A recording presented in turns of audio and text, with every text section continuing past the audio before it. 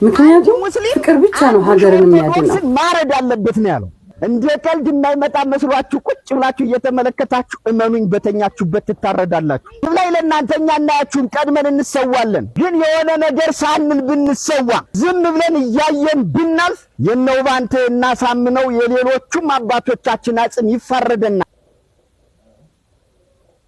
እነ ጀነራል አሳምነው እነ ውባንተ የፖለቲካና ወታደራዊ ታሪክ አሻራ ያስቀመጡ እንጂ የሃይማኖት ሰማዕታት ቅዱሳን አይደሉም። ለማመስገንም ሆነ ለመተቸት እኮ ቦታ ይወስነዋል። የነ ጀነራል አሳምነው የነ ውባንተ ጀግንነት የሚነገረው በታሪክ መድረክ በፖለቲካ አደባባይ እንጂ በሃይማኖት ስፍራ እኮ አይደለም። አረ ተው።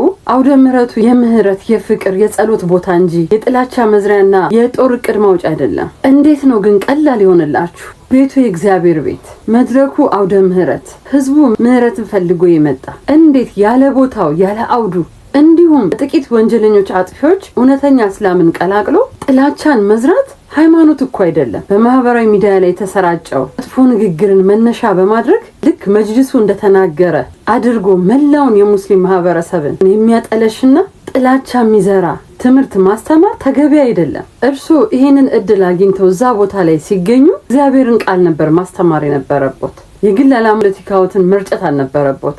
የእግዚአብሔር ቃል ምን ይላል? በዮሐንስ መልእክቱ ላይ እግዚአብሔርን እወዳለሁ እያለ ወንድሙን ቢጠላ ሐሰተኛ ነው ይላል አይደል? የእግዚአብሔር ቃል ይህን ካለ ሰላማዊ ሙስሊም ወንድሞቻችን ላይ ጥላቻን የሚሰብክ መድረክ የእግዚአብሔር መድረክ ሊሆን አይችልም። የኛ ኡስታዞች ስለ ሰላም ነው የሚያስተምሩት። እስኪ እንዲህ ብሎ ይዘቅጥ ትምህርት ማስረጃ የሌለው ትምህርት የሚያስተምር አንድ ሼክ አምጡ እስኪ፣ አንድ ኡስታዝ አምጡ እስኪ።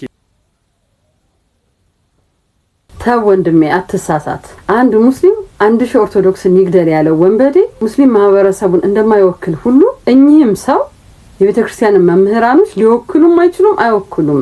የራሳቸውን ፖለቲካ አራማጆች ናቸው። በነገራችን ላይ ወንድሜ እርስ በርስ እልቂትንና ደም መፋሰስን የሚፈልጉ አውሬዎች በሁለቱም ሃይማኖት ውስጥ አሉ። በአንድ በኩል ክርስቲያን መስለው የኦርቶዶክስ አማኞችን ለጦርነት የሚቀሰቅሱ አጥፊዎች አሉ። በሌላ በኩል ደግሞ ሙስሊም መስለው በእስልምና ስም ጥላቻን የሚዘሩ ጽንፈኞች አሉ።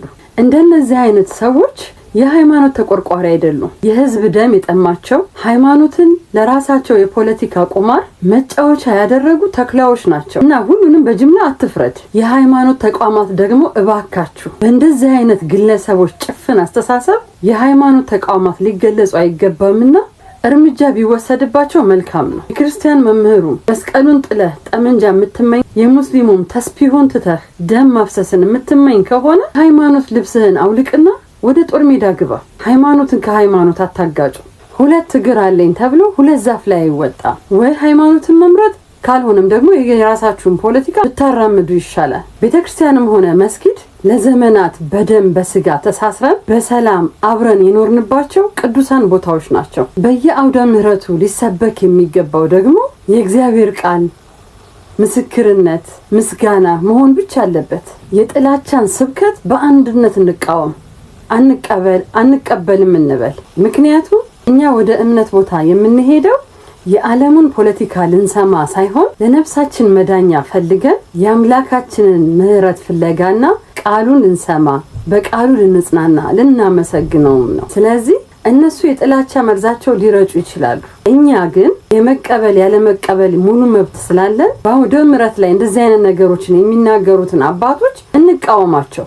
ምክንያቱም ሃይማኖት አባቶች ምልክታቸው ፍቅር እንጂ ሰይፍ አይደለም። ስለዚህ በሁለቱም ሃይማኖት ስም የሚነግዱትን ሰዎች በመከተል የዘመናት ወንድማማችነታችንን አናፍርስ። ክርስቲያኑ ሙስሊሙን፣ ሙስሊሙ ክርስቲያኑን የሚጠብቅባት እንጂ የምትታረድባት ኢትዮጵያ የለችንም። ፈጣሪ ልባችንን በፍቅር ይሙላ። ለሁላችንም ማስተዋሉን ያድለን።